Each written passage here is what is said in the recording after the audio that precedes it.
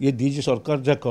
कथा कहले सरकार केवल एमाने कथार ही भोट नियंती आंकर कौन कार्य ना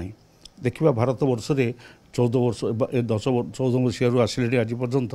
कौन गोटे स्पेसिफिक कार्य करमती आम गोटे कहीपर ओडिशा रे हीराकुद बंद करूँ आम जार प्रोडक्शन अच्छी जार इंद्रावती अच्छी कोलाबर अच्छी सब आम कहीपर आम कहीपर जे आमर जहाँ सब आम कर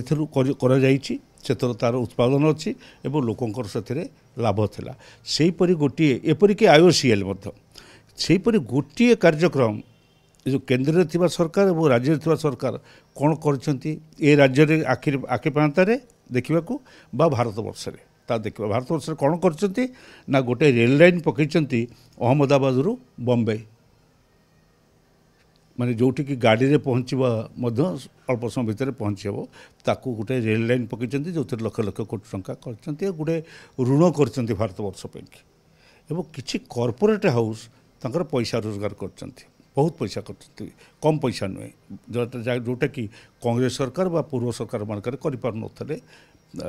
समय बहु परिमाण करछंती एगुड़िक तांकर अचीवमेंट एणु से कथा कहले सरकार कौन कर ये बजेट रे जहाँ देइचंती बजेट को जो जहाँ देखा से सारा भारत वर्षर 1% 1.2% लोक उपकृत हे आमर जो भारत वर्ष में 140 कोटी 145 कोटी लोक अच्छा बर्तमान तार 1.2% लोक टैक्स दियंती 12 लाख ठारू ऊर्ध्व एवं 80% लोक मोर देन 60% लोक 80 कोटी रू अधिक लोक 3 लाख टंका पर्यंत रोजगार करती नहीं माने रोजगार क्षमता वार्षिक 3 लाख टंका नुहे 20% लोक मात्र 6000 टंका वार्षिक आय रे चलती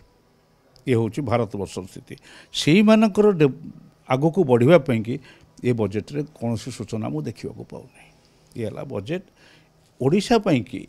जो कथा आम आशा करूँ डबल इंजिन सिस्टम केंद्र सरकार राज्य सरकार मोहन सरकार आम बहुत किसी देवे आसिक देले कौन ना उत्कर्ष ओडिशा उत्कर्ष ओडिशा रे 82% जो एमओ साइन है ये माटी तलर संपत्ति नवापाई कि से जो बेपारी माने से बेपारी मानू सहयोग करने कि उत्कर्ष ओडिशा रे साइन है 82% जो एमओ साइन होती आम माटी तलर संपत्ति नापी ओडिशार जहाँ आवश्यकता अच्छी तार पूर्ण दिगरे ए बजेट रे कौन सूचना ना सामान्यतम सूचना ना आम नदी नष्ट हो सारानी से नदी गुड़िकर पुनरुद्धार पाई ना आम समुद्र कूल में माड़ी आसुची प्रति वर्ष बात्या बहु क्षतिग्रस्त होचु से विषय कि संपर्क ना आमर बेकारी बढ़ी बढ़ी जाइए आम रिजनल इम्बालांस रे ओडिशार स्थिति बहुत खराब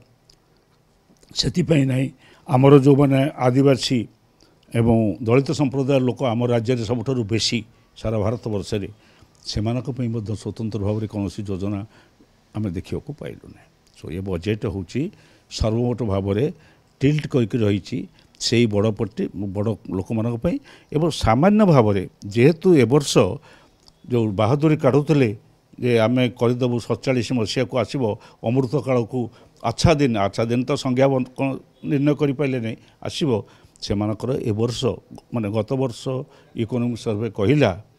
जे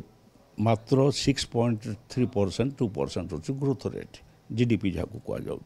एणु भयभीत होकर से किसी परिमाण रे बजार को टंका छाड़ापी ये जो किसी लोक आयकारी लोक सुजोग देइचंती।